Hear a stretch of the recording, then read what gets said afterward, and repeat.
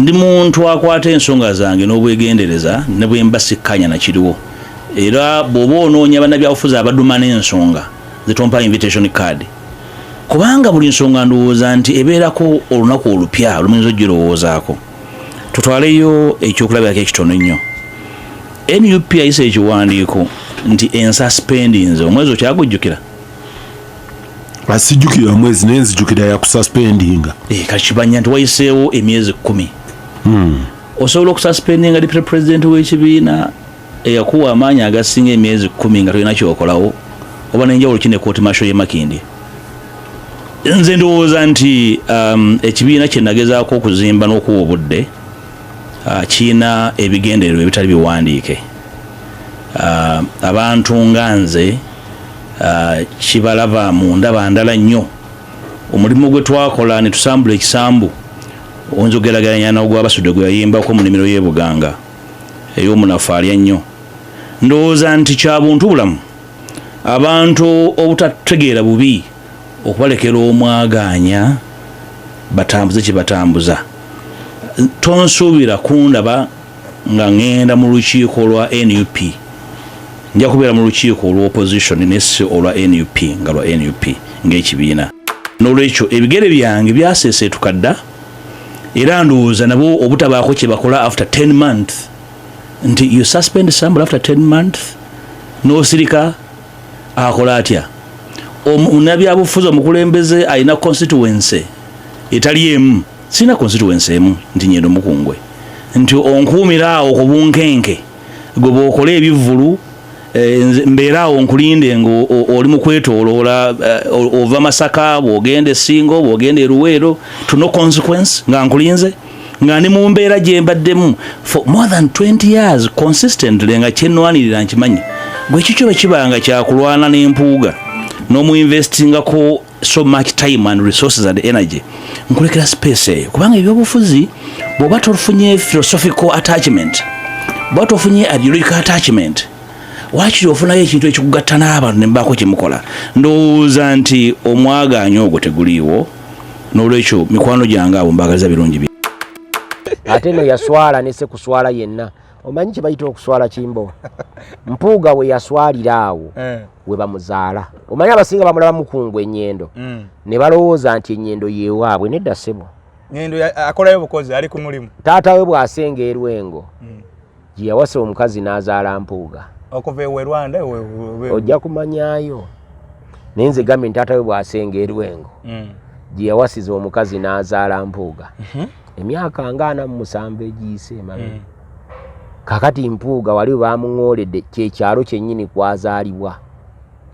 yabadde abalimba ne maama we yennyini ye yasomye essomo mu mmisa eyo muwamulabye ng'aboogerako abantu babadde batuufu Mpuuga yatwala ddi Kyagulanyi e Lwengo bayinza otuwa katambyako alaka yabadde ategeeza kino nti abadde deputy president Buganda so mu bitundu bya Buganda ye yamupromotingamu ddi ng'alinga agamba nti ye Kyagulanyi emirimu adde agikolera London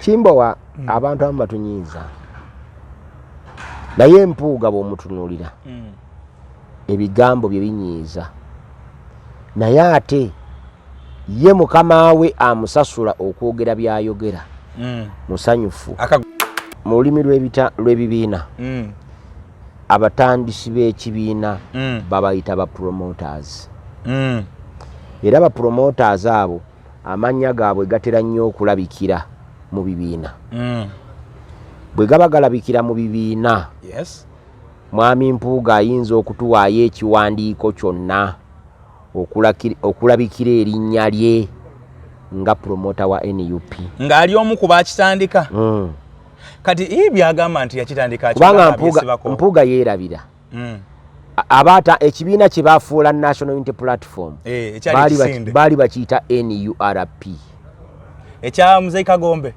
ne Kibalama kati kino abaakitandika Kagombe ne Kibalama aba people power ne bakwalinga vehicle eyo okugijja ku batandisi baayo kati Mpuuga y'omu ku Kagombe ne Kibalama ayinza obba ali kuba neno wano aba Nuupu wekifukidde Nuupu we mukifundiza ne kifuuka nuupu. Omanyi omulimba asaana mukkiriza naye nze nga Sewandagi bw'onnimba sikkiriza. TV Hope n'afukamira wansi ne yeebaza Katonda nti Katonda wange nkwebaza okumpangaaza singa nnafe emyaka 3 emabega n'alifudde mmanyi nti mwami Mpuuga mugezi naye nga kati amaze okuzuula nti Mpuuga si mugezi. Kati nze ki ekinyiiza? Mpuuga buli lwayolesa obujega buli lwakola ekintu nga tekikola mugezi nga kya busiru ne kimuggisaamu obwesige mu bugezi bwe ne mu kutegeera kwe aba obwesige obwo tebumuvaamu nga Mpuuga. Obwesige obwo abuggisaamu naffe aboogera Oluganda ng'ati babiri Bannalwanda. Gashumba alina passport agirina ate bawalabe nabo balina ate abasiba kunyonyi kati Banyarwanda ki ye babadde agamba bama passport. Ndowooza ye yakozesa ekifaananyi. Olinayo Omunyarwanda g'omanyi atalina passport? Olaba ne Kayibanda omulundi agirina ye Gashumba agirina abaana be bagirina kati Munyarwanda ki atalina passport? Kozi ye Kayibanda avuga ky'Abalundi. Oba ne bwogenda bugenzi wali mu passport office ku bakozi abaliwo tekubulako Bannalwanda. Kati Abanyarwanda bamibwanga batya passport nga mulimu Abanyarwanda. Babadde ngambu bagenda mu internal affairs awo. Alonda Nyakairima yali wa ggwanga ki? Ere Munyankole. Alonda Nyakairima si alimisa ensonga z'omunda. Si yatongoza ntaka muntu. Si yajjawo citizenship by descent. N'agamba nti fena tuli ba citizens by birth. Si yajjawo akawaayira ako akalinga ku passport form nga obojjuzaawo bakubuuza oli citizen by birth wa citizen by descent. Bakajja waako passport form oludde okugirabako mwana wange. Passport gye nnina tennaba kuggwako. Tekyaliko ebyo babijjako dda. Nti babadde nga bagenda mu office za internal affairs nga bababuuza ebibuuzo bingi nga bababuuza jjajjawo yani ate mama wo yani tuwe bajjajjawo basatu okuva ku ludda lwa kitaawo tuwe bajjajjawo basatu okuva ku ludda lwa mama wo nga bibalema ate owawano Munnayuganda ye tebamubuuza nnyo kiri awo era Mwami Museveni abadde abeerayo n'awulira interviews ezo nga bazikola bamugambye bano Bagashumba n'abalala ye Gashumba banne bwebanga interview baziggwa ye yagiyita atya okufuna passport eyiye kimbo waawo badde ki late executive order endala. Mwami Museveni ke sikyasoose okukola kubanga mu CA Abanyarwanda twabawandika mu ssemateeka wano nga bali namba 20 kati baasikirwa Banyabutumbi bo ne tubongerayo bali namba 26 ndowooza.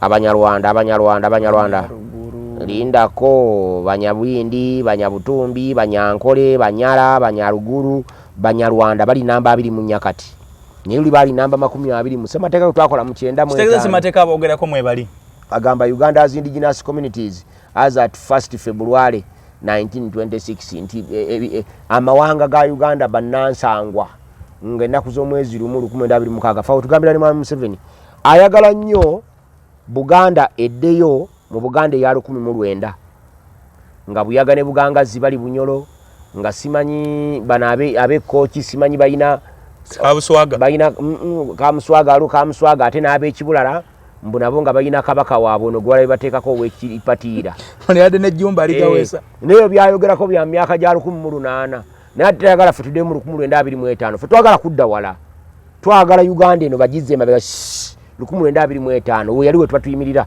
buli omu adde gye yali nti Abannalonda bano mu indigenous era ekibafuula indigenous tribes nti baaliwo mu Uganda mu 1926 nze nzira 1911 census yakolebwa wano mu Buganda tewaliwo Munnalwanda ya dog tewaliwo Munyala ya dog tewaliwo Mulundi ya dog tewaliwo mu Kochi ya dog tewaliwo ya Omuluuli omu kati abaze batya Museveni yabatonzeewo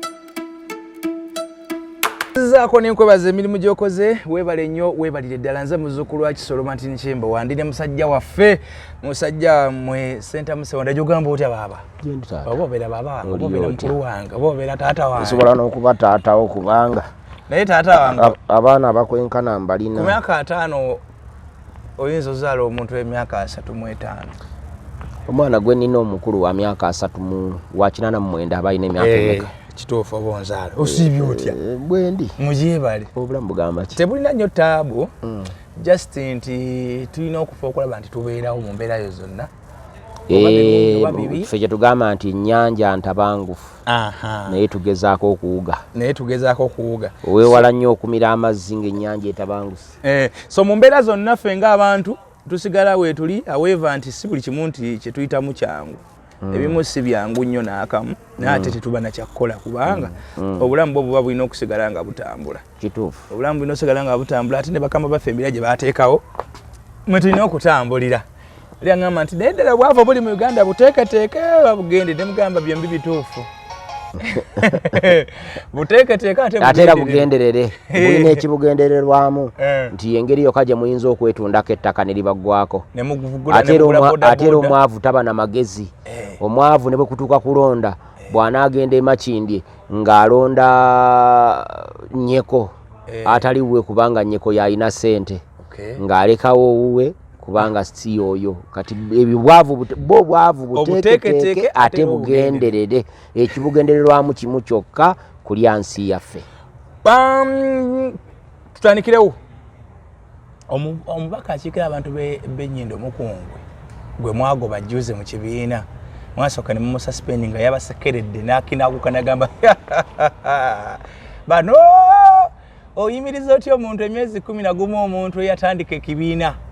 Wekimathias Mpuuga agamba nti yatandika ekibiina kyammwe ate mbu gwe mwafumudde gwe mwagobye naye nti abatunulira ati mwekwata bwekwasi ku bisubi. Manyi mu lulimi lw'ebibiina abatandisi b'ekibiina babayita ba promoters. Era ba promoters abo amannya gaabwe gatera nnyo okulabikira mu bibiina. Bwe gaba galabikira mu bibiina, Mwami Mpuuga ayinza okutuwaayo ekiwandiiko kyonna okulabikira erinnya lye nga promota wa NUP. Ng'ali omu ku baakitandika. Kati byagamba nti yakitandika kubanga Mpuuga yeerabira. Abaata ekibiina kye baafuula National Unity Platform baali bakiyita NURP. Ekya Muzeyi Kagombe ne Kibalama. Kati kino abaakitandika Kagombe ne Kibalama. Aba People Power ne bakwalinga vehicle eyo okugijja ku batandisi baayo. Kati Mpuuga y'omu kuba Kagombe ne Kibalama. Ayinza obba ali kuba neeno wano aba Nuupu wekifukidde Nuupu we mukifundiza ne kifuka Nuupu. Omanyi omulimba asaana mukkiriza naye nze nga Sewandagi bonnimba sikkiriza era bonnimba nkuwakanya. Agambye NUP eyalaga solidarity mu kiwandiiko teteyalina bo balenzi bonna. Ate ekintu ekyo omanyi ekibuza abantu atwogera ku nsonga zino kulowooza nti ekigendererwa kyaffe kyakugenda tuteekewo embeera nga ya bujagalalo na kuba nkiyite ki kekugungo. Ndowooza abantu tetunaba kuyiga ngeri bakolamu demands ezibeera effective. The NUP for me njiremerako kubanga ekibiina ekisinga obunene era kirina summoning power. Okumpi okujja nga kigamba nti summoning power tekikyagikola tekikyagirina. Ninze NUP okugamba nti ng'oggyeko ekiwandiiko ate nga siffe bannamateeka naye ffe bannabyabufuzi abakulemberamu bannaffe tugenze ku level tugisamoninze tukole demands zino peacefully, incessantly and consistently mu bukakkamu mu bumalirivu ate nga situsalako. Ekyo okujjako okuba nti kiri mu mateeka nti kikkirizibwa mu mateeka okukolebwa alternative lay yeetaaga okuyambako bannamateeka gye boogerera oluzungu olutasalako. Buli wawulira Mpuuga nga bwera obusungu bwongera okukwata.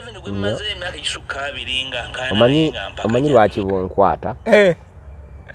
Luli nali mukwano gwange mu Kibi Hope n'afukamira wansi ne yeebaza Katonda nti Katonda wange nkwebaza okumpangaaza singa naffe emyaka 3 emabega n'alifudde mmanyi nti Mwami Mpuuga mugezi naye nga kati amaze okuzuula nti Mpuuga si mugezi. Kati nze ki ekinyiiza?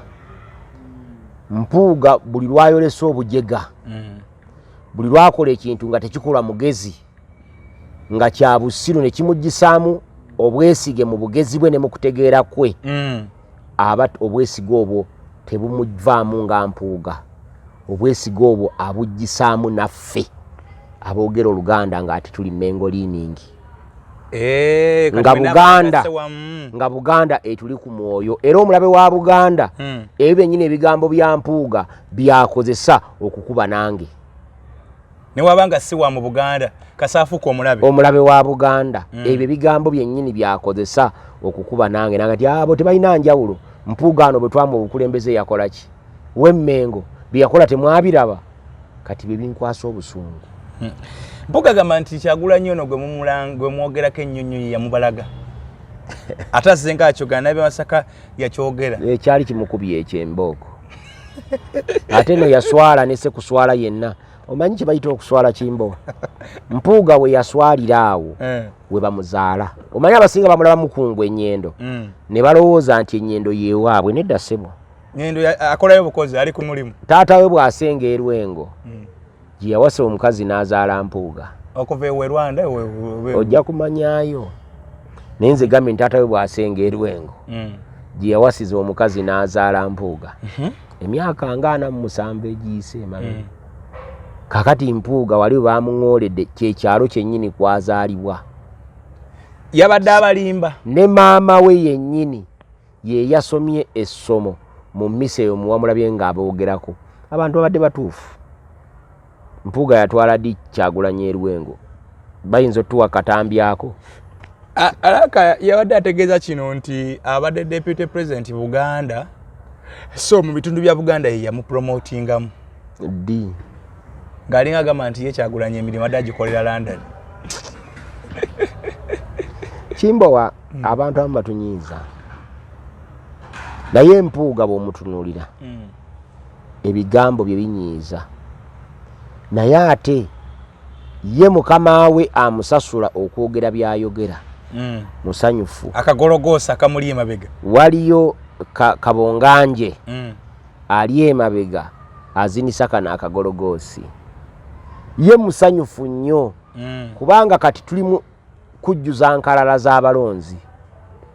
Basangulamu abo bebagala basangukemu nti wano Kyagulanyi yasinzaawo obuwagizi nti ye abo babajjako ebifaananyi babakyusakyusa mu nkalala. Amanyi nti alondera Maganjo bamutwala e Kagoma si, amanyi nti alondera Kagoma bamutwala e Kawanda, amanyi nti alondera Kawanda bamuleeta e Kawempe, nti ajagenda kuli Jesita walondera bulijjo anoonye erinnya lye nga talikola ki? Nga taliraba. Naye tuzze ku Mpuuga.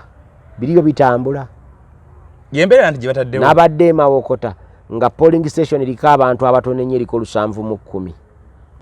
Tetusobola kkaayana nti abantu 710 babajje mu polling station zimmeka 2 babeere 355 kubanga obwongo bwonna tubumalidde ku Mpuuga. Ekyo kikolera Nakyemalira era gwe kiyamba. Bino byonna ebigenda mu electoral exercise eno tebigendererwamu fe abavuganya Nakyemalira tumuwangule. Bigendererwamu kuyamba Nakyemalira alage ensi nti nagina emyaka 5 Abaganda Bannayuganda be bagimpadde naye ng'ekyamazima yabbye miki? Yabbye emibbe. Nabikubalira wano oli ne nkugamba nti mu ssaawa 10 mulimu eddakiika 6 nga buli mulonzi amaze eddakiika 2 ku polling station mu ddakiika 6 kulonda abalonzi 100 ng'ate bonna twogera kwa ideal situation ng'ebikozesebwa mu kulonda byatuusewo ng'essaawa tennawera ki? Essaawa yagenze okuwera emu ng'okulonda kukoze eki? Kutandise kumakya. Olwo tulonda ebisatu.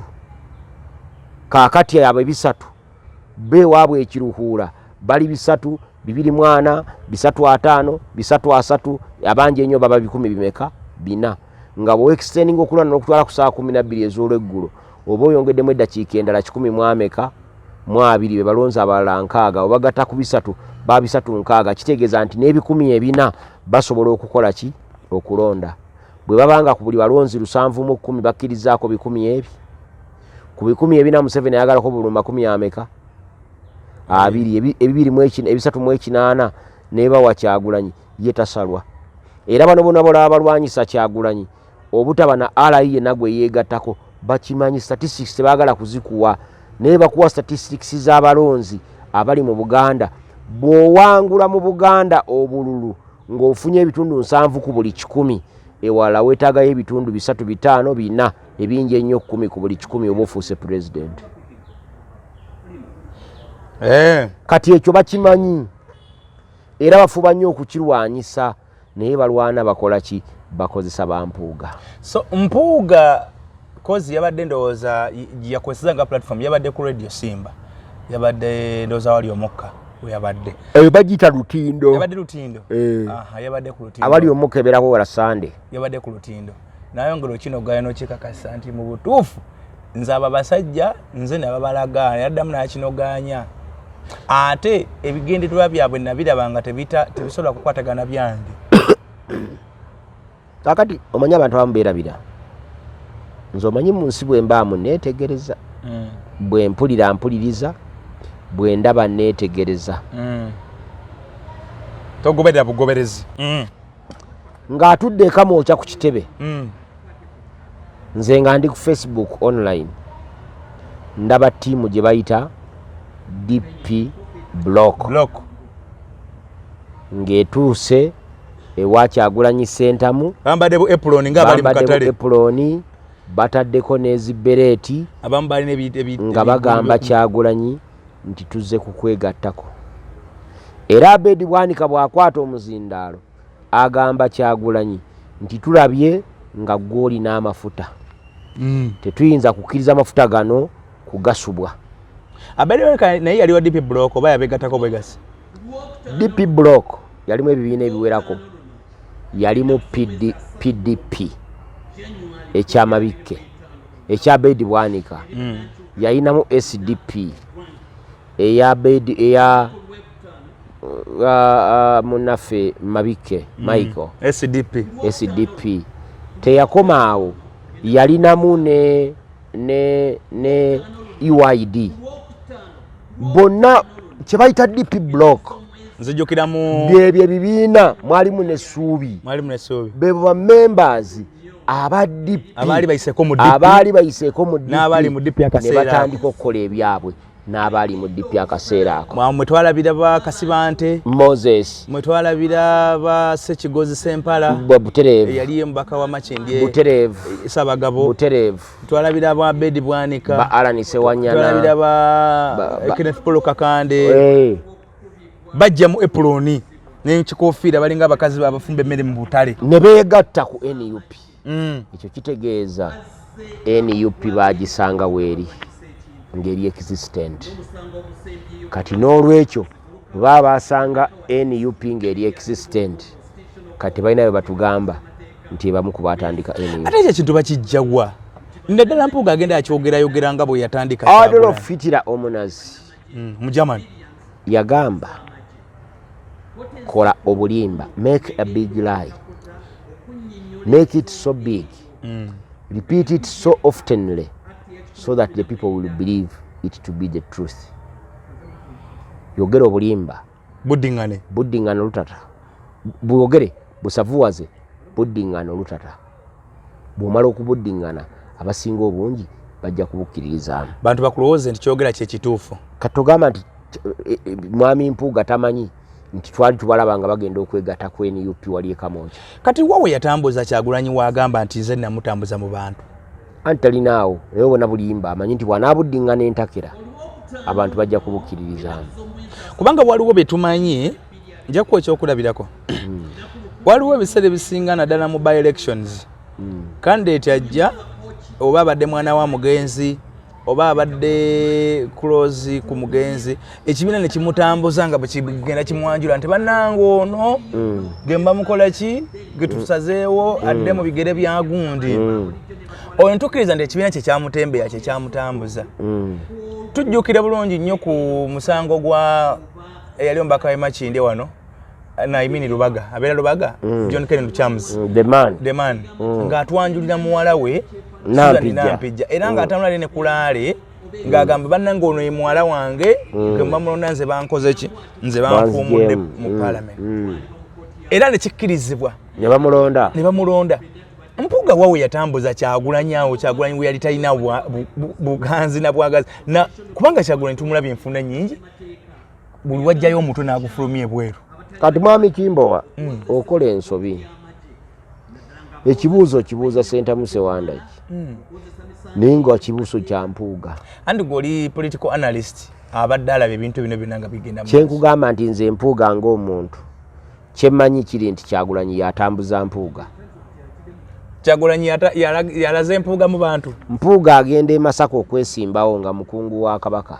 Emmengo minisita era n'asaba akalulu mu ssuubi ng'akasabanga minisita wa Kabaka era abantu ne bamuwa akalulu nga bakawa minisita wa Kabaka bw'amalako nga talina kyakoze abantu baagala bamugobe DP Block ne yeegattagatta nemutembeeta neddayo e Masaka nemuwolereza nti ono omusajja waffe tumuyambe tumuwa akaki akalulu era ne bamuweeka ku mugongo gwa kandidate aliwo ku lunaku olwo bwe bamuweekako akalulu n'akawangula ne bamubereka ku Besigye n'ayitawo mu kalulu ke n'akawangula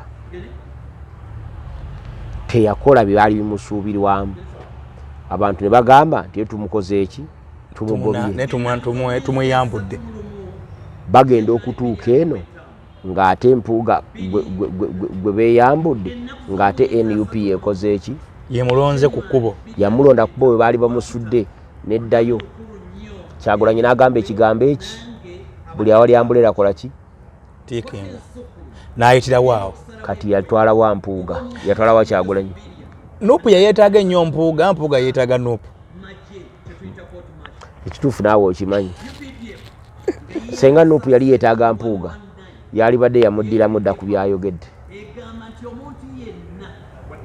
yandibadde yamusaasira kakodyo kyekolaba Mpuuga ke yali asobola okukozesa okutengula Nuupu oba okulaga nti wamanyi kubanze ndaba buli kimu kyagezako okukola musajja wattu amaliriza ayise mu ttaka kusirika asirika abamuwanguzi era awangula byonna bagamba nti omwogezi mutambuze atuuka ekiseera n'awummula bano bonna abamwogerako bandyogedde ne batuuka ekiseera ne basiika gamba neewalala singa Mpuuga ono yakeera ku makya n'agamba nti ngenda kuvuganya mu kamyufu ka Nuupu ku bwa candidate kwa presidential candidate omanyi nti yali genda kutendeka Nuupu okujugumira n'atandika okugamba Kimbowa labe kyenkulaga nga Nuupu ejugumirawa kankulage President Museveni tavuganyizibwa mu kibiina kye ebiseera ebisinga wabaayo abantu baawa ne bapromoting ekintu ekyo obutakola ki obutamuvuganya ekibiina ekyo kimanyi kiba kiraga nti ekina demokrasi ekibiina kino ekiri ku gye bayita demokrasi kyeki demokrasi kigazi demokrasi okusinziira ku Professor Mahmoud Mamudani kwe kunyigiriza kw'abangi nga banyigiriza abatono naye ng'ebirowoozo n'ebiruubirirwa by'abatono bwe tuba tuteekerateekera ekibinja kyonna awamu naba tubirowoozaako minority report naye ewulirwa awo twalibadde tukola nakyamaanyi nnyo ng'era tukola ki nga tubitegeera kale kaakati mwami Museveni bw'aba n'abangi be ne banyigiriza abatono mu kakundi kaabwe n'ayitawo unopposed ne batajja kumuvuganya oyo aba demokrasi mu kibiina kye kitegeerekeka era ekyo bwobanga osobola okitegeera bulungi nnyo n'omanya nti ago ge mazima era ng'otegedde nti ago ge makulu agateekwa okubaawo oba okukolebwa waalibadde omanya bulungi wa we tutuuse we tuvudde we tuli ne we tulaga Mwami Sewandagi sebo teeka an example tukedde ku makya tuli ba Nuupu tumanyi Kyagulanyi Ssentamu candidate waffe Mwami Mpuuga avuddeyo agambye nti okwolesa demokrasi mu kibiina era okulaga nti ffe tujja kufaanagana bali tugenda kuteekawo okuvuganya mu kibiina era nze nja kuvuganya ku bwa presidential candidate waffe w'ekibiina mu kibiina kyaffe ekya Nuupu. Of course nga ttiimu ya Kyagulanyi teyandikyagadde naye ate olw'okwagala democracy ayolesebwe mu kibiina Nuupu yandikakiddwa okuteekawo okulonda okwo. Teeka n'example nga Mpuuga agamba Nambooze nti gwe atukulembera mu bitundu by'emukono eyo njagala kujja kwogerako n'abantu ngenda kuvuganya candidate waffe nti Eruweero ani atukulira nti Oweekitiibwa Ssekabira naba MP beeyo ngenda kujja kwogerako ne bannaluweero ngenda kuvuganya internally mu kibiina kyaffe. Okimanyi nti no Mpuuga yali agenda kuteekawo embeera mu kibiina nga ne bino ebitaano osanga yandibiwonye mu ngeri nti twanditaddeko nnyo birowoozo. Kimbowa embeera yokka eyali esobola okuyamba Mpuuga okuwona ebitaano eri mu muntu ng'akunamye atya empale bweyulika nejjamu ekituli wano Magala n'asookayo n'alingiza ne bakugamba nti Kimbowa okunamye ogira bugizi bwoti tosooka ate kulingiza naye bugamba nti wa n'ogaziiza Magala ate afuluma bufulumi n'abadde tamulabye n'amulaba kati empaka ennemeremu zikubya mu kyawe kati Mpuuga gye yakoma okuwakanya ebitaano sinabifuna jabifuna bigera kugira mu bitundutundu first quarter gye yakoma okwolesa obuki obwerere bwe kati byonna byayogera ffe tugamba mu nnaku zino nti oyo diversion kuwugulwa Mpuuga atujja ku mulamwa omukulu atusse ku birala kati eyo tulabayo era tutunulayo kati mwami Kimbowa Mpuuga aleke kulumya mutwe Mpuuga mujjeko ne bwe yali esimbye wano era ate kati Mpuuga okuwona okuswala nze amagezi ge mmuwa galyaga yesimbe kuba president akisobola kubanga Kabonganje ongambye nti Kabonganje asobola mukozesa buli kintu. Saba kubuuzaako taata weebala omulimu gw'okola kale mukama wange gw'amaanyi nnyo sebo neyanza neyanzeege weebale nnyo weebalire ddala bantu bose babasiimye kakube n'akaama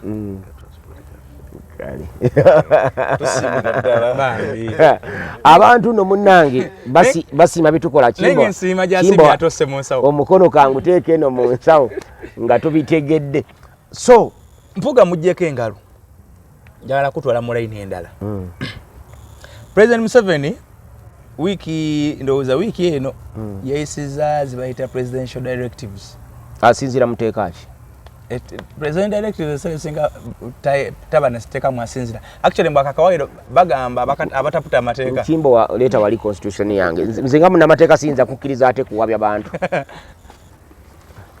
kubanga muno bwe mba nesemateeka wange okuŋŋamba nti Museveni yayisiza presidential directives yaziyisiza mu tteeka ki omanyi waliwo okukoppa bannaffe kwe bakola executive zino zibayita gundi nga bwe walabye gundi ng'azisayininga Donald J. Trump ng'aziteekamu ebintu ebyo basayininga ebyo ebyamaanyi ebyo wano mu Uganda president talina tteeka limukkiriza kukola ekyo. Waliwo bakiwandika ennyingo ya 98 egamba akayiwaayiro akasooka there shall be a president of Uganda who shall be the head of state, head of government, and the commander-in-chief of the Uganda People's Defence Forces and the fountain of honor. Abamu nno wano bagenda ne bakasoma ne bakubuzaabuza and the commander-in-chief of the armed forces. Si president wa Uganda. President wa Uganda si commander-in-chief wa armed forces. President wa Uganda commander-in-chief wa Uganda People's Defence Forces.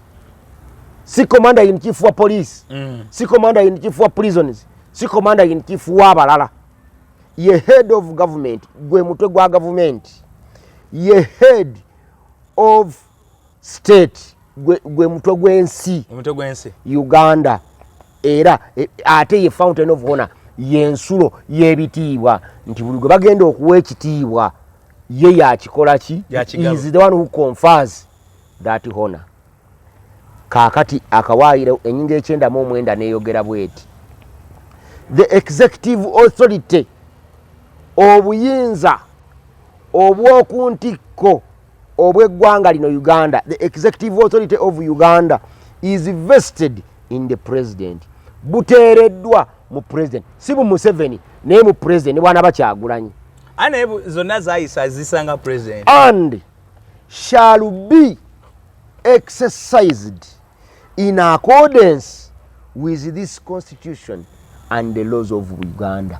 Obuyinza obwo buteereddwa mu ye bujjanga it is mandatory shall bujjanga kukozesebwa nga businziira mu ssemateeka ono ne mu mateeka ga Uganda.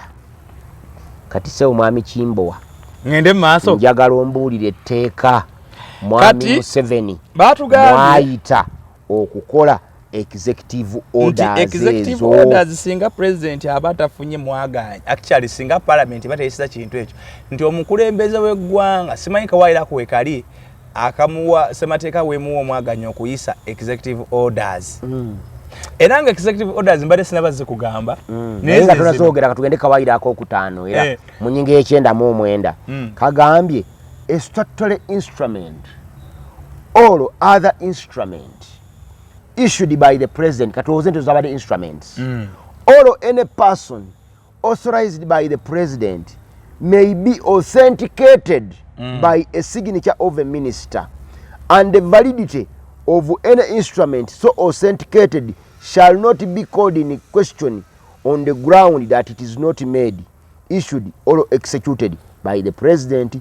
Bogera ku muntu omulala byayisizza nti naye tetujja gamba tekyayisibwa ki president. Naye wano ebiseera ebisinga obungi bagamba nti bwe banaabanga president amaze okukola byonna byakoze bigenda either mu gazeti oba bibeera approved by parliament. Kati ezo executive orders kale zimbuulire zino okuddayo mu parliament nezikubaganyako ebirowoozo nerekozeka mu gazeti butereevu. Katulinde zabadde zigamba zitya? Esooka egamba tewabeerawo muntu n'omu yenna akola mu bitongole bya gavumenti ebivunaanyizibwa mu kuwandiisa abantu n'okubawa ebiwandiiko. Teeka n'example Nira, Minister of Internal Affairs, okugaba ennanga muntu oba e passport tewaba n'omu yenna addamu okumma omunalwanda oba omunalwanda omunayuganda passport. Kaakati eriyo Sewandagi omukatuliki omusiraamu nti waliwo abanalwanda abaazaalibwa mu Uganda. Era nakyo kankikubuulire bino obulimba Gashumba yabadde abutambuza nga bugendererwamu Museveni kufulumya kiragiro ekyo. Gashumba munyarwanda nga bwagamba ne bawala babiri bannalwanda. Gashumba alina passport agirina ate bawalabe nabo balina ate abasiba kunyonyo kati banyarwanda ki ye babadde agamba bama passport. Ndowooza ye yakozesa ekifaananyi bw'olinayo omunyarwanda g'omanya atalina passport olaba ne Kayibanda omulundi agirina ye Gashumba agirina abaana be bagirina kati munyarwanda kyatalina passport. Kozi ye Kayibanda avuga ky'abalundi oba ne bwogenda bugenzi wali mu passport office ku bakozi abaliwo tekubulako bannalwanda. Kati abanyarwanda bamibwanga batya passport nga mulimu abanyarwanda babadde ngambu bagenda mu internal affairs awo. Alonda Nyakairima yali wa ggwanga ki? Ere Munyankole. Alonda Nyakairima si yalimisa ensonga z'omunda. Si yatongoza ntaka muntu. Si yajjawo citizenship by descent. N'agamba nti fena tuli ba citizens by birth. Si yajjawo akawaayira ako akalinga ku passport form nga obojjuzaawo bakubuuza oli citizen by birth or citizen by descent. Bakajja waako passport form oludde okugirabako mwana wange. Passport gye nina tennaba kuggwako. Tekyaliko ebyo babijjako dda.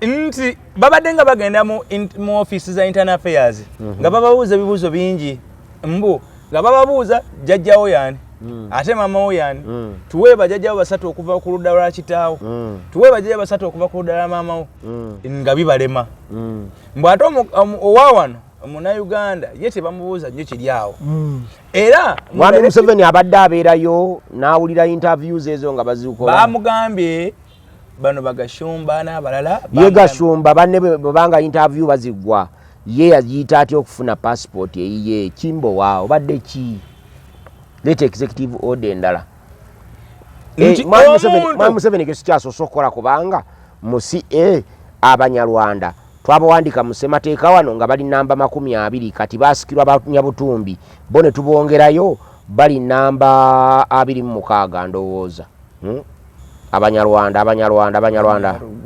lindako Banyabwindi Banyabutumbi Banyankole Banyala Banyaruguru Banyarwanda bali namba 2 mu Nyakati naye uli bali namba 20 mu ssemateeka twakola mu 9 mu ssemateeka boogerako mwebali agamba Uganda's indigenous communities as at 1st February 1926 nti amawanga ga Uganda bannansangwa ng'ennaku z'omwezi 1926 fa tugambira ne Mwami Museveni ayagala nnyo Buganda eddeyo mu Buganda ya 19 nga buyagane Bugangazi bali Bunyolo nga simanyi bana abe kochi simanyi bayina Kamuswaga bayina Kamuswaga ate n'abe Kibulala mbunabo nga bayina kabaka waabo no gwala bateekako wekipatiira ne yade ne jumba aligawesa neyo byayogerako bya myaka gya 1800 naye tuyagala fe tudde mu 1925 fe twagala kudda wala twagala Uganda eno bagize mabega 1925 we yali we twatuyimirira buli omwadde gye yali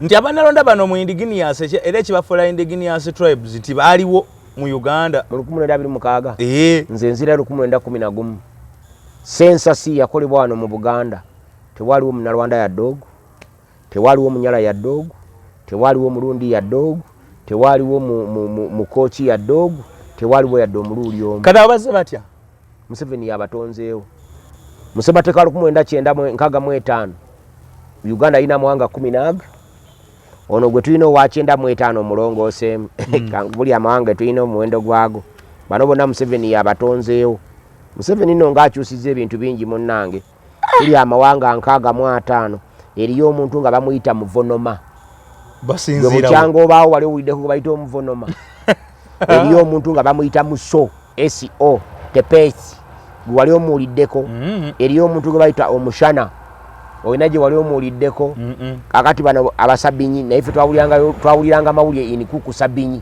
sibe basebeyi ate abo sibamanyi abo tunaabalabo babasebeyi bali ludda abo sibalabawo okitegedde eri Abanyangiya kati wulira eri Abapokooti abo Bakalamojja naye ng'ate kati wano babawadde eggwanga mu ssemateeka eri Abanapooli abo nabo Bakalamojja naye nabo babawadde wano eggwanga eddala eriyo n'Abameningi Abameningi gwe bamanyi wali owuliddeko Abalendu kaakati olulimi bawitanga kuku Sabinyi kati wano Museveni yayawulamu eri Abakuku n'Abasabinyi tukuze tuwulira bulungi nnyo amawulire nga gasomerwa mu kuku Sabinyi kati waliwo Abakuku boogera kati Lukuku n'Abasabinyi nga boogera Lusabinyi naye ng'ate wadde olulimi bayita kuku Sabinyi kale ekigendererwa kiba ki okutondawo amawanga amalala muwasonga tuyingira akalulu Abagiye abo nabo Bakalamojja Abajonamu Bakalamojja ate waliwo n'Abakalimujongo ate nga n'Abapokooti bava mu Bakalamojja kati bino bintu bya Museveni bino byazaakola ki byazaakola eriyo n'Abacope eriyo n'Abadodosi Abacope gwanga nze naye bayi bantu babagirega bugezi babayita Abacope eriyo n'Abaiki Tewuso eri Abajimala eri Aba Esuru akati bino ebintu bingi nnyo tubimanyi Abanyabutumbi Abanyala 1911 census eyakolebwa mu Uganda tewaliwo omuntu yenna ayitibwa Munyala Omunyala ye mwana oba omuntu azaalibwa Omusoga n'Omugisu product yawe ebeera Munyala gwe bazaala Abamunyala kati nabo ne batondawo eggwanga kati Mwami Museveni yalifuula nalyo ggwanga naye Omusoga n'Omugisu ekyangu ennyo omwana bw'aba omusajja nga ye Musoga obaana bajja kwogera Lusoga bw'aba omusajja nga ye Mugisu abaana boogera Lugisu kisinziira nawa wooli bw'ojja Busoga ng'oli Mugisu n'owasa omukazi omusoga abaana bo bajja kubeera Basoga bw'ogenda e Bugisu ng'oli musajja Musoga n'owasa omugisu n'osigalayo eyo abaana bo bajja kugwanika Lugisu kati bino ebintu bya Museveni bino byatuzzaamu bya kiyaaye bya kisiru si bya magezi n'ekituuma nti bikolebwa head of state. Yagambye nti singa mu directives ezo yagambye nti oli bw'anaabazze ne bbaluwa LC nga kyayima n'okukyala amumanyi diso akonyeemu mwe abanira si musango gwammwe era temulina kumwebuuza nnyo kiri awo ebyo nabigezesa najja ewaffe Nabweru nga bawandiisa amagye ge bakyasembyeyo okuwandiisa n'ensanga abaana nga bw'omugamba nti osibye otya nno ssebo ekyokuddamu nga takimanyi naye nga mwana tubalina ebbaluwa z'abakyeyamaani b'Eroshuwan kyeyamaani omu baali bamuyita Ssenkima w'ettula eyo ne ŋŋendayo mubuuze nti mukama wange kyeyamaani nina abaana bena Mwami Ssewanda gye bikwata ku baana abo bagenze mu magye nkwegayidde tobimbuuza nze nabadde bwibbaluwa.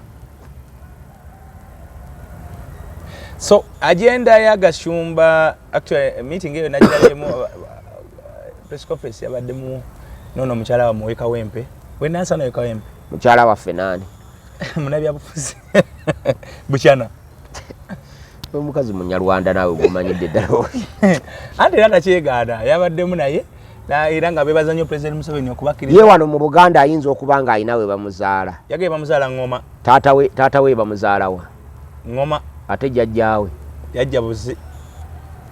Abantu abamu twagala batusonyiwe bwe tuba twogera ku nsonga ezikwata ku Uganda abatali bannayuganda basaana basirike eno ensi yaffe ffe bannyiniyo olw'okuba nti balina emmundu n'ebisobola otusirisa coercive machinery tekibafuula bannayuganda ate tubagaana kufuuka bannayuganda by bus kati ngoyo yazaalibwa Engoma asobola okuba Uganda ni by bus naye teyeteeka ku level yemu nange bw'aba agenda okulona ebiwandiika agenda mu ngeri yanjawulo yali badde abinona mu ngeri yanjawulo azaaliddwa wano Abaganda tebaliyo bazaaliddwa Rwanda naye asobola okusabawuli abasoosowaza nina mukwano gwange bamuyita Golooba Mulangira yagenda e Rwanda n'afuna n'obutuuze kati Munnarwanda teyafuna ndagamu naye wali omulidde nga yeesimbyewo ku bubaka bwa paalamenti bwonna mu kifo kyonna Professor Golooba so Mwami Kimbowa abantu abamu abo batunulye butunulizi ate era bafunyemu n'okwawukana group eyo nga bwe bagenza banange munsonyiwe nkololakolola nina ekifuba ne ssenyiga nga bwe bagenza wa President Museveni bayawukanye mbidde ye yewakanyiza presidential directives ezayisiza bano Bagashumba bagamba ate gwoziwakanyangaani kakati funo ekyokulabirako Gashumba wa senior 3 drop out mbidde munnamateeka Gashumba n'embidde directives ezo tunula buli omu yabadde ayimiridde ng'aziwakanya bano bamuzibe bana omu akutte ku jjembe annyonnyola nti enjovu eringa lwazi omulala akutte ku kabina kaayo okutte ku mukira agamba nti enjovu musota omulala akutte ku mubiri gwayo ku lubuto agamba nti enjovu muti omunene kati ate embidde munnamateeka abiraba atunudde eri asobola okunnyonnyola enjovu weefaanana era mbidde amanyi bulungi mu ssemateeka nti ezo presidential directives tezirina makulu bwe baba baagala okukola ekyo bagenda ku amendment eno ssemateeka egaana okusosola omuntu olw'eggwanga lye oba eddiini ye ekikula kye na byonna byali kati gwe boyisa presidential directive ng'ogamba nti Abanyarwanda temubakola kino okukuba kusosola Abanyarwanda passport teweebwa Munyarwanda passport teweebwa Muganda passport teweebwa Mukyoli passport teweebwa Mulugwala passport teweebwa Munnayuganda Omunyarwanda agenda akakase nti Munnayuganda bajja muwa passport anti badde nga bazibamma okusinziira ku kikula kyabwe okusinziira ku ngeri gye banyonyolamu nga bagenze ku nnira mbunga bayogera amannya alemererwa okwelaboratinga bajjajja babiri nga bamugaga oli munyarwanda. Era oli omukyala yabadde munyivu nnyo. Yo munyarwanda tamanyi bajjajja be babiri. Anti tebaba bawana olwo. Kati nga bukyana bombuuza bajjajja babiri. Abawano tabalina. Yabogedde naga ne yazalibwa naye aga yazalibwa na ngoma naye naga nti yazala abaana batano ababiri baba passport ababiri bagana. Yebe yazala engoma. Bazadde kuno mu Kiyayi zone yagamba bazalira mu Kiyayi zone awo na Bweru era yabazalira Nsambya mu ddwaliro. Naye mbatuuka okusaba passport bazibamma. Bawako babiri yebuuza babiri lwaki baba babiri ne babamma. Kati bakitabuuza nsonga eyo. Kubanga senga bazibamma lwa Bunyarwanda ababiri nabo bali badde tebabawa. Bwamala okugamba nti ababiri babawa abalala ne babamma ayogera ensonga lwaki abalala babamma. Kubanga bano Banyarwanda ye talina passport. Aleka tajina oba naye ayinza batajina. Yali tugambe ntalina naye yali gambe nange baginyima. Gwe ngolaba oli agaba passport ayinza okunyima bukyana passport. Atatya kerere ya bukyana. Kale yo kasasiro oyo lumu atumalira ebiseera. Kiraga kinga tugenda mu kalulu. Ebintu bitalina makulu tetutoka kubiwa makulu. Kiki kiraga eyo directive yagendereddwamu kulagira buli kitongole ekiwandiisa kireke kugoba Bannarwanda. Era ekyo tekigendereddwamu kubawa passport, kigendereddwamu kubawandiika mu kalulu. Kubanga Ogambi yagambye buli kitongole ekifa kuwandiisa abantu. Nira kyekimu ku byo. Era directive agirese mu kaseera kano nga tuze enkalala z'abalonzi obujja. Kyogamba nti yabasabidde kufuna passport. Mbadde nga batawanyizibwa bagenda okukola bagenda banoonya obujjanjabi bamugambye. Ero jabbala abajja kuva e Congo nga abalese wano nti olina kwogera kigambo eki nze ndi Munyarwanda. Kana tegwe munange owanira onaagaana otya okuwandiisa Omunyarwanda. Neffe tuba tunuulidde butunuulizi. Musyetegekede mutya? Tulina kugamba abantu baffe ku byalo gye tulondera. Ku lunaku lw'okulonda weetegereze nnyo abajja okulonda. Kirizaka oba omanyi. Buli atali wa ku kyalo tajja kulonda. Omuntu ajja kulonda nga atubuulidde chairman we yaani. Nabo nga babatwala balondera ente gye zirondera. Ente tezironda tebakulimba. Batugambye tezironda. Mwami Kimbo, omuntu akulimba ente tezikola ki? Tezironda. Ezo ente tezinatuuka kuba na magezi. Olaba n'abazirunda bennyini tebalina magezi. Ente ze zibakulembera nga bagenda. Kale ate ogamba nazo zironda. Omuntu laba nga yagoberera ente nga zimuvaako ye yavaako emabega nga zo zikulembereze zimulaga gy'alaga. Kimbo waawe sirabawo makulu. Tewali.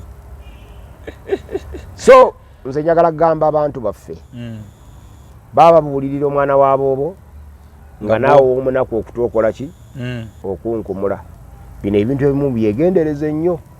Tunuulira abagenda mu nkalala z'abalonzi abo abeewandiisa gy'oli. Museveni baatunuulidde. Museveni afuluma kyogamba bulijjo atawulira kukaaba kw'Abanyarwanda. Museveni apulaninga emyaka 5 mu maaso kati ateekateeka kulonda kwa 2031. Ffe tulinda kwa 2026. Kano yakamazedda. Ne results zibagenda omuwa weeziri. Tulina kulwana ku babaka ba parliament. Era ffe tugenze mu protest vote. Babaka ba parliament buli omu waali katumusimbeko omubaka ogwo. Tutunke nabo tukendeze majote ya NRM. Kwa 5 NUP berina tuongereka abalala 158. Tube n'abaka 206. Ale nga mwinayo n'abafu 10. Abafu 10 ng'ate baafudde ddi. Obala 58 nobaliramu ne Kagabo. Nobaliramu ne Mbwatekamwa, nobaliramu ne Mpuuga, nobaliramu na Bedi Waneka, nobaliramu ne Judy Kakande, nobaliramu ne Kazimba Shirimba. Ate Judy Kakande yatusala. Nenjagala kwebaza Mwami Nalukoola. Namulabye ng'akola omulimu ogulungi ennyo. Omulimu gwe yakoze mu ba Judy Kakande ne mukwano gwange Mike Mabikke. Yandaze nti ddala omulimu gw'okukiikirira abantu b'e Kawempe North. Ajja gusobola. Bulungi nnyo. Era ejja kuba nsobi nnene nnyo. Sigamba nti kye tuba tukola. Naye ejja kuba nsobi nnene nnyo. Mu bantu bonna be naakala abaagala tiketi ya Ssejjirinya. Omuntu n'osalawo okugimma. Luyimbazi Nalukoola. Ejja kuba nsobi nnene. Tebagambe tuluyimbazi Nalukoola. Kubanga musiraamu ate tasiraamu sereera okufuuka mubaka. Munnamateeka amateeka agategeera. Wadde ng'ayogera mpola mpola. Naye omusago agamba nti obugonvu bw'oludegere bw'agaali olumuka nti obugonvu bw'olujegere bw'asota akagaali oba odduka misinde. Era ennyini yagaa nti enjogera ye nti naye eriyo abagyetaaga era eriyo beewanguza nti gwenza omulama ng'ayogera bw'ato naye nti mu kooti omulamuzi eyo gy'ayagala. Anti ffe bajjajjaffe obamanyi bagamba tebalina mbooko naye bakuba, bagoba mpola naye baweekeeza. Gw'olaba bulabi bw'oti nga sajja adduka mpola mpola jjajja akutta akagoke naye tadduka agira mpola mpola ati naye naawe nga gw'ofubutuka era otuuka ekiseera n'oweekeera. Kaakati ate abo wano we tulaga abantu abagezi abakwata ebintu mu mpola mpola tubeetaaga nnyo. Twetaagayo n'abagezi ababikwata ku sipiidi ng'eya Sewandagi nti waliwo bw'okuba ku sipiidi nti abo kuba bwe weetaaga okugenda mpola nti nalukoola yitaawo. Naye bano abalala batabitegeera batandise nno n'okubigetaageta kati egyo batambula. Abayivu batukosezza nnyo kubanga bw'owulira omuntu ayogera ekyo ng'omanya ebiwandiiko bibulamu. Ab'ebitiibwa teri alina biwandiiko avumirira balina biwandiiko akulaga busobozi bwe. Kati nze nga Sseddamu Sewandagi oyinza okunza mu mboozi mbwe abayivu nti batusuuziza nnyo. Abayivu baba batuleetinze dawuni n'abatali bavivu batuleetinga dawuni. Katukole ekitaanye ekikolebwa. Ate nga abayivu era betwetaaga. Waliwo gye bayita necessary evil. Akasimu kano okalaba okaagala tokaagala. Mukyala wo baba n'amukwano bate bamukwano. Omwana wo baba n'amukwano bate bamukwano. Yeetaaga okuba nako bono bw'okutambula n'omulembe. Kuba kati wagimanyiira weetaaga okugamba abawaka nti ntuma kimbo wooyo mumuweereza emitwalo gya siringi 10 agindeetere ansange wano kujja kalanda obusajja bunkutte nga tewabalekera simu waka. Weetaaga okugamba omukyala nti munnange wendi wano nfunye omulimu ŋŋenda Masaka nga tewamulekera simu waka. Kati laba ovuga atoddayo emaganjo olyoke okomewo ogende e Masaka ng'ab'e Masaka balinda ggwe. Ate obutasoma ffe Abaganda tugamba bukuluma okuze. Nkulaba bulungi. Era embeera eyo eyowolereza obunafu bw'omuntu n'atandika okugamba nga kinyoza akusoza ekigooli nti gwe musono oguliko olwaleero. Tuteekwa okumanya kiki tuteekwa okukola. Abayivu bano abatuleetinze dawuni si bayivu. Omuntu omuyivu abaako ne values zaafiirya. Kati nga kongamba nti Sammayanja muyivu.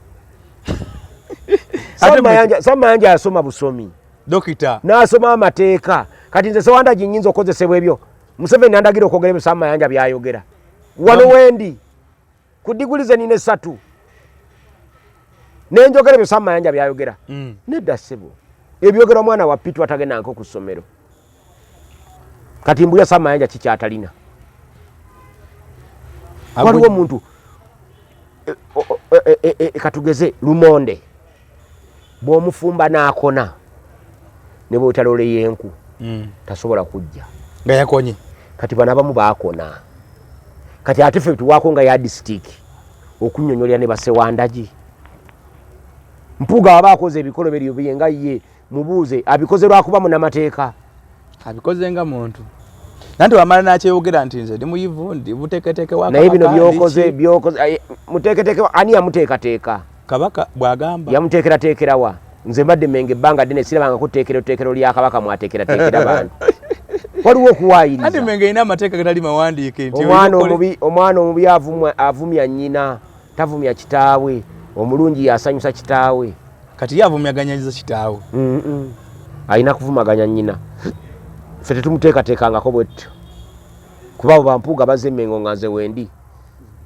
Tulaani musajja mukulu yajaga nti gati Sewandagi obaddewo naye gwe nga tebakuwanga. Ebyo gulooza lwaki nsomye ndi musajja mukulu. Naye ekyo siteekwa kukivumirira.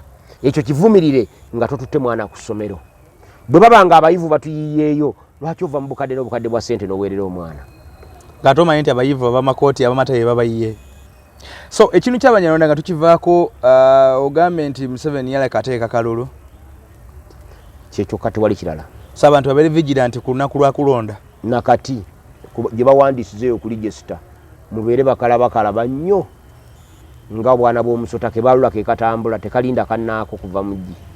Kubanga oyinza okulinda ate ekinyonyi ne kikukwata ng'okyalinda oli ave muggi otunuza nkakaba ng'alagirira omusota totemya bajjajjaffe kye babagamba linnya ku kigere kubanga bw'olinnya ku kigere obwongo oba obusibidde ku kigere kati n'eriiso n'olireka wali nga tebuwungawunga kubanga omusota gufaanana waggulu gye guli bw'onoovaawo bw'oti gujja kubulya mu bikoola nga tokyasobola kugulaba kati bano tuteekwa kugoba bagobe tetubaweekeeza akakano tekaali kakwata musota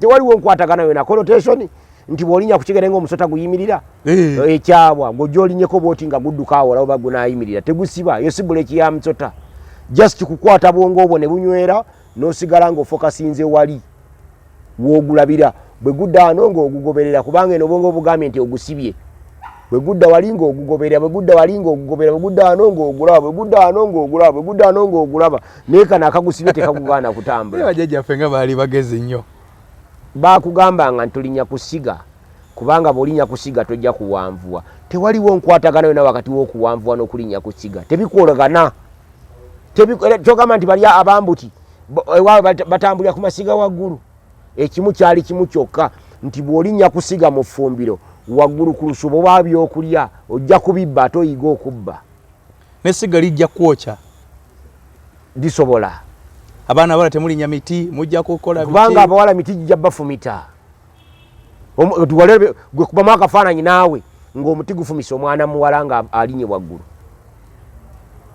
ate sina kyokka kubanga mu budde abawala tebayambalanga mpale ng'omuwala bw'alinnye omuti obulenzi bubeere no wansi bumulingiza okulaba kwe kuleeta okwegomba ne kuvaamu okwonoona kati bajjajjaffe baatukingirizanga okulaba kyovola abasiraamu babikka abakazi bamanya amaddu g'abasajja mangi ne bajja babikka abawala maaco otunula akantu nga kali muli munda mu kigoye ate ekigoye nakyo kigumu totegeera kulaba oba muwala mulungi oba mubi n'entumbwe togiraba gye waali egombye n'akabina kabigula tokalaba kali mu gganduula kati okwegomba kunaavaawa kubanga obusiraamu bakingiriza okusemberera obwenzi baddaye kale oyo ye bwana Sente Musewanda gye kyabanyonda mukitegedde naye nga kyekiriwo oba oli munyalwanda genda ofune passport wazaalibwa wano si bano munaze kusuubula passport gifune nga munnayuganda tufuna passport nga munyalwanda naffe abaganda tuzifuna nga baganda nze sigirina era sigyagala era sigyegomba anti ogenda kugifuna kwate olingira palamenti ng'ate ndagawa mwino tambula nga ntambula ndagawa bakusindi kugenda obenchmark nga ngenda kukola ki genda India setasolo ekyuka tokyajjanjabira kiruddo ogenda India kakati nze ekiruddu nga nnonayo ki nga nze zimunyini ndi musawo ati kati wali oli wabuwangwa na nono naye kati waliwo obujjanjabi obwetagisa nga bwama